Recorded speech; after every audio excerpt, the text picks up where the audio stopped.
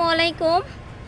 পরিস lifestyle থেকে সবাইকে স্বাগতম। আজকে আমরা পেঁয়াজ উঠাবো। এই যে এখানে ভেতরে ভেতরে ধনে লাগানো আছে, ভেতরে ভেতরে পেঁয়াজও আছে। হ্যাঁ, ফাইম পেঁয়াজ ওঠাই, দেখি কেমন হয়েছে। ওই যে অনেক সুন্দর।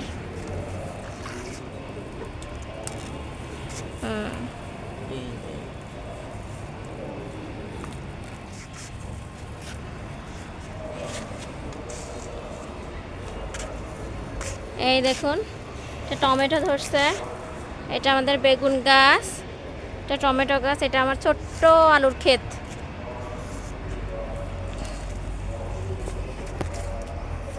ধনে পাতা তুলো না, ধনে গাছ উঠে যাচ্ছে। আচ্ছা উঠুক, তুমি সাবধানে তুলো।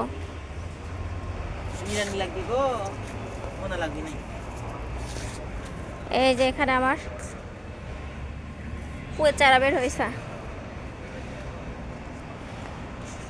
এবার ওলকপি গাছ, ছোট্ট ওলকপি বাগান। না না, এই যে ওই যারা পেঁয়াজ, এই যে মরা মরা হয়ে গেছে। হ্যাঁ উঠাও।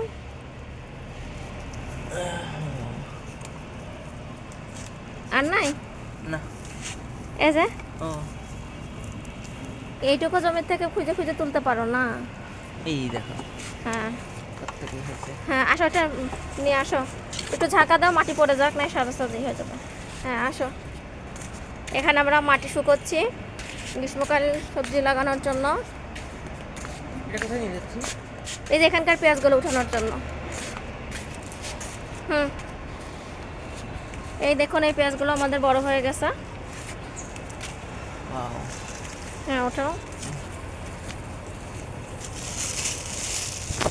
এই দেখুন আমাদের বেগুন গাছের বেগুন।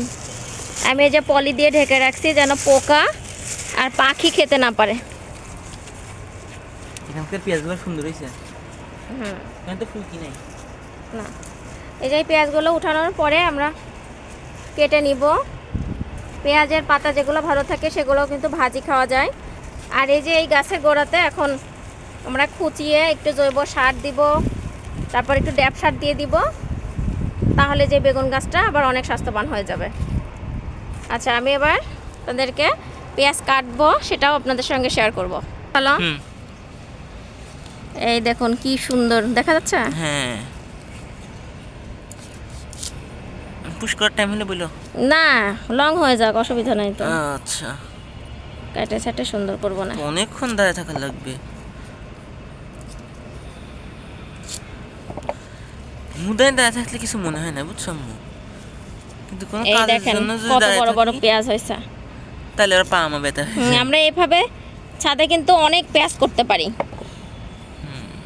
সুন্দর বড় বড় পেঁয়াজ হয়েছে কিন্তু বাজারের মতোই। কিলার দেখতেছো? হ্যাঁ, পেঁয়াজটা সবই দেখা যাচ্ছে। এখানে না হলেও তো হাফ কেজি পেঁয়াজ হয়ে গেছে। তার বেশি কম না। হ্যাঁ বেশি হয়েছে, প্রায় কেজি খানেকি।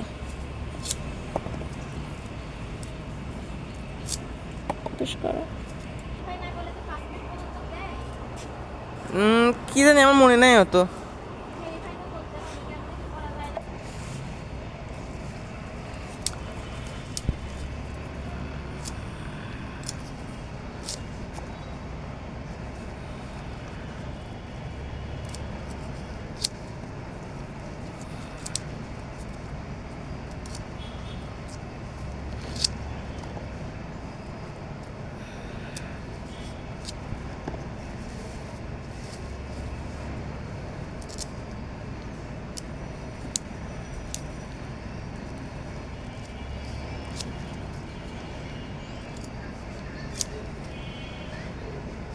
আচ্ছা তুমি করো, কাটতে সাটে করবো না।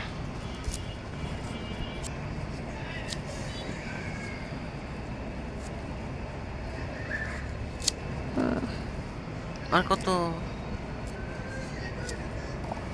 থাক, রেখে দাও।